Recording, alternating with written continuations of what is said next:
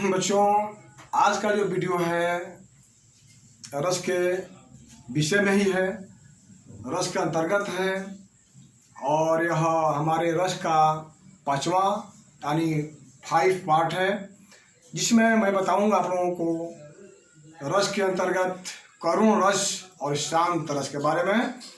आप लोग पहले भी पढ़े होंगे, मैंने पहले लिख दिया है कि रस के 11 प्रकार होते हैं। उन 11 प्रकारों में करुण और शांत रस आज आप लोग पढ़ेंगे। बहुत ही महत्वपूर्ण यह है, जैसे तो हर रस अपने आप में बहुत महत्वपूर्ण है, हर रस की अपनी अपनी विशेषता होती है। तो करुण रस भी एक रस है जिसका अस्थाई भाव शोक है। शोक कब होता है आप लोग जानिए। शोक कब होता है? जब कोई हमारी कोई प्रिय वस्तु है वह हमारे सामने नहीं रहती है, उसका विनाश हो जाता है, ठीक है। और प्रिय वस्तु के अलावा हमारा कोई प्रिय व्यक्ति हो, हमसे बिछड़ गया, संसार में नहीं है, उसका विनाश हो गया। कोई प्रिय वस्तु हो या हमारा कोई रिश्तेदार हो, हमारा कोई प्रिय व्यक्ति हो जो हृदय से लगा हुआ है, जो हमारे अंतरात्मा से जिसका प्रेम है, जिसके बिना हम नहीं रह सकते हैं, तो उसके नहीं रहने पर जो हमारे मन में दुख का भाव उत्पन्न होता है, उसको जो सहते हैं, तो वही है आपका करुण रस। जो हम अंदर अंदर रोते हैं, दुख में तड़पते हैं, तो वह करुण रस वहाँ से निकलता है। तो यहाँ पर आप देख रहे हैं, यहाँ पर लिखा हुआ है उसकी परिभाषा, उसको करुण रस कहते हैं। और यहाँ पर देखिए एग्जाम्पल के द्वारा आप लोग करुण रस किसे कहते हैं। देखिए यहाँ लिखा हुआ है एक बहुत ही महत्वपूर्ण देशभक्ति गीत, आप लोगों ने उसको कई बार सुना होगा, लता मंगेशकर का गाया हुआ बहुत ही रोमांचक गीत, देशभक्ति गीत। आए मेरे वतन के लोगों जरा आँख में भर लो पानी, जो शहीद हुए हैं उनकी जरा याद करो कुर्बानी। यहाँ पर देखिए इस गीत को सुनने के बाद हमारे रोए खड़े हो जाते हैं, हमारे नसों में खून दौड़ने लगता है, उबाल आ जाता है। हम उन शहीदों के प्रति दुख व्यक्त करते हैं, दुख का अनुभव होता है।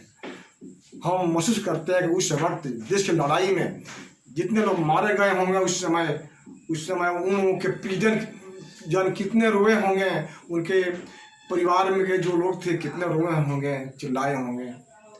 तो वे लोग उस समय अनुभव किए होंगे, आज हम भी अनुभव करते हैं। तो किसी के बिछड़ने के बाद, विनाश होने के बाद हम जो दुख में जो हम अनुभव करते हैं वही आपका करुण रस है। एक और एग्जाम्पल देखिए यहाँ पर, देखी सुदामा की दीन दशा करुणा करके करुणा निधि रोए। एक लाइन मैंने लिखा है, इसकी अगली पंक्ति मैंने नहीं लिखी है, उसको भी सुन लीजिए। पानी परात को हाथ छुओ नहीं, नयनन के जल से पगत हुए। आप लोग कहानी को कहीं पढ़े होंगे। क्या होता है, जो सुदामा जी, आप जानते हैं सुदामा जी बहुत ही गरीब थे, निर्धन थे, भिक्षा मांग कर खाते पीते थे, ठीक है। वे अपने पत्नी के कहने पर अपने मित्र कृष्ण भगवान जो द्वारिका के उस समय राजा थे उनके पास जाते हैं। तो उनकी दशा को देख करके कृष्ण भगवान बहुत ही रोते हैं, बहुत ही अंदर अंदर बहुत ही दुखी होते हैं। मित्रता की भावना उनके सामने आ जाती है। जब सुदामा जी को अपने सिंहासन पर बैठाकर उनका पैर धोने के लिए पानी परात लेकर आते हैं, तो आँख से आंसू निकलते हैं, उन आंसुओं से उनके पैर धुल जाते हैं। और सुदामा जी की दीन दशा देखकर, गरीबी की स्थिति को देख करके वे कृष्ण भगवान रोने लगते हैं। तो वहाँ पर देखिए कितनी पश्चाताप है, कितनी एक दुख की भावना है अपने मित्र के प्रति, यह शोक की भावना, यह करुण रस है। तो इस प्रकार के एग्जाम्पल बहुत से मिलेंगे, आप लोग इसको अभ्यास कर लीजिएगा, पढ़ लीजिएगा। एक और देखिए यहाँ पर शांत रस के बारे में मैं बता रहा हूँ। शांत रस क्या होता है उसको हम लोग समझें। शांत रस क्या होता है, हम संसार में रहते हैं, संसार में रहते हैं तो कभी क्रोध सहते हैं, कभी किसी का अपमान सहते हैं, किसी का दुख सहते हैं, अपना दुख सहते हैं। हमारा कोई प्रिय व्यक्ति है, मित्र है, परिवार में या रिश्तेदार में कहीं भी कुछ घटना घटती है तो हम सहते हैं, ठीक है।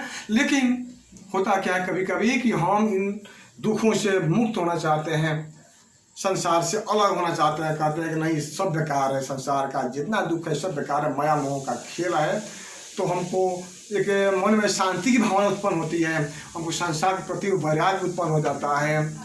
कोई ज्ञानी व्यक्ति, कोई संत महात्मा ज्ञान देता है तो हमारा भ्रम दूर हो जाता है। तो उस समय जो हम शांति की भावना को उत्पन्न कर चाहते हैं, जो शांति की भावना उत्पन्न होती है हमारे मन में, वो होता है शांत रस। उस समय हम एकदम निश्चल हो जाते हैं, उस समय हम शांत अनुभव करते हैं, हमारे पास कोई तरह की मन में विचलन करने वाली भावना नहीं रह पाती है, हम हर परिस्थिति में शांत रहने के लिए हम तैयार हो जाते हैं, भले दुख कोई भी हो शांत रहते हैं। उस वक्त में जो मन में भावना उत्पन्न होती है वही शांत रस है। जैसे यहाँ देखिए, रघुपति राघव राजा राम, पतित पावन सीताराम, भगवान रामचंद्र जो है उनके बारे में उनसे प्रार्थना की गई इसमें इन पंक्तियों में कि वे भगवान रामचंद्र जो पतितों यानी पापियों के पापों को दूर करने वाले हैं, उनको पवित्र करने वाले हैं, वो मेरी रक्षा करें, उनकी प्रार्थना है, भक्ति गीत है। और एक यहाँ पर देखिए, जो हम लोग हैं भगवान से प्रार्थना करते हैं, ऐ मालिक तेरे बंदे हम, ऐसे हो हमारे कर्म, हमने की पर चलें बदी से डरें, ऐसे हों ऐसे, ताकि हम हंसते हुए निकले दम। हम जो भगवान से प्रार्थना करते हैं, हम शांति से काम करें, प्रेम से काम करें, हम गलत काम नहीं करें, हम शांत होकर के जो भी काम करें हम सुख मिले, दूसरों को शांति प्रदान करें। हम सब सांसारिक प्रपंचों को नहीं चाहते हैं, इस भावना से हम जीना चाहते हैं, ये भी शांत रस है। तो इस तरह की पंक्तियाँ बहुत आप लोगों को मिलेगी, बहुत से पद, कविताएं और भी बहुत से कहानियों में भी इसके उदाहरण मिलेंगे। आप लोग इसको समझ करके इसके उदाहरण को जान सकते हैं, ठीक है। तो यह दो रस के भेद मैंने बताया आप लोगों को। फिर इसके बाद वाला जो भेद है अगले वीडियो में मैं आप लोगों को बताऊंगा। धन्यवाद।